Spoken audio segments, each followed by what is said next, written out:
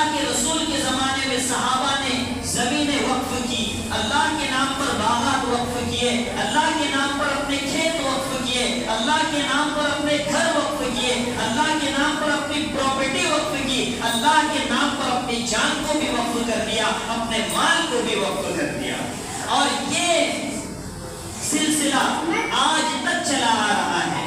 مسلمانوں میں اللہ نے وہ جذبہ دیا ہے کہ مسلمان ایکڑ زمین اللہ کے نام پر وقف کر دیتے ہیں. اور یہ مسئلہ ہماری اپنی ملکیت کا مسئلہ ہوتا ہے. میری پراپرٹی ہے، میں نے کمایا ہوں، میرے حق میں ہے، میرا ساتھ پارا ہے، اور اگر میں اللہ کے نام پر اسے دے دوں تو کون مجھے روک سکتا ہے؟ اور اس کی فضیلت ہے، قرآن میں اس کی فضیلت ہے، احادیث میں اس کی فضیلت ہے، صحابہ کے عمل سے اس کی فضیلت معلوم ہوتی ہے، تابع تابعین کے عمل سے اس کی فضیلت معلوم ہوتی ہے، اور آج تک یہ چلا آ رہا ہے اور مسلمان وقف کرتا رہتا ہے. اب کوئی آ کر یہ کہیں کہ آپ کی جو خون پسینے کی کمائی ہوئی زمین کو آپ نے اللہ کے نام پر وقف کیا تھا، اس میں آپ کا حق نہیں ہے بلکہ ہمارا حق ہے. کوئی اگر یہ مطالبہ کرے کہ ہم اگر اس پر دعویٰ کرتے ہوئے تو وہ ہماری ہو جائے گی، اور اللہ کے نام پر جو تم نے دیا ہے اس پر ہم کچھ بھی ڈال سکتے ہیں، اگر کوئی یہ کہے تو کوئی بھی عقل مند انسان اس کی اجازت نہیں دے گا.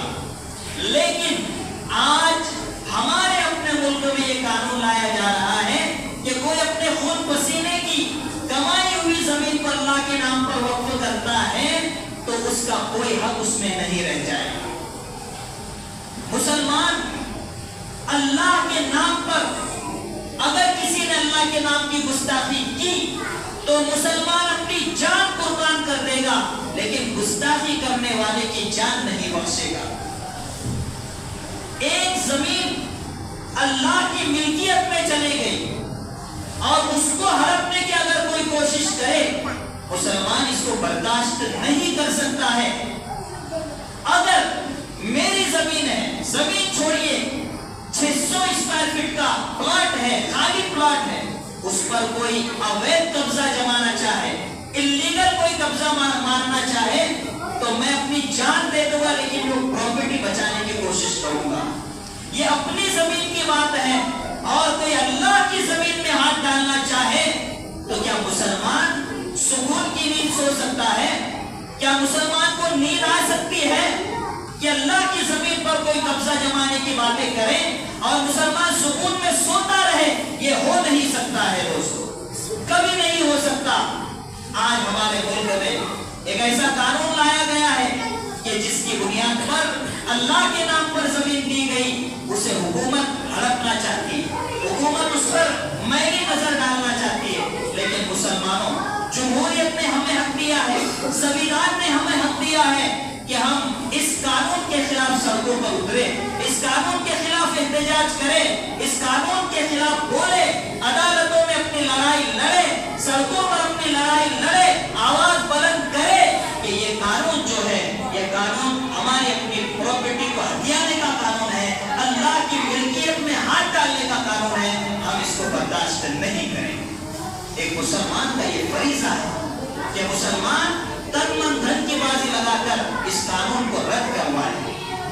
اور یہ کر سکتے ہیں آپ، یہ کر سکتے ہیں ہم.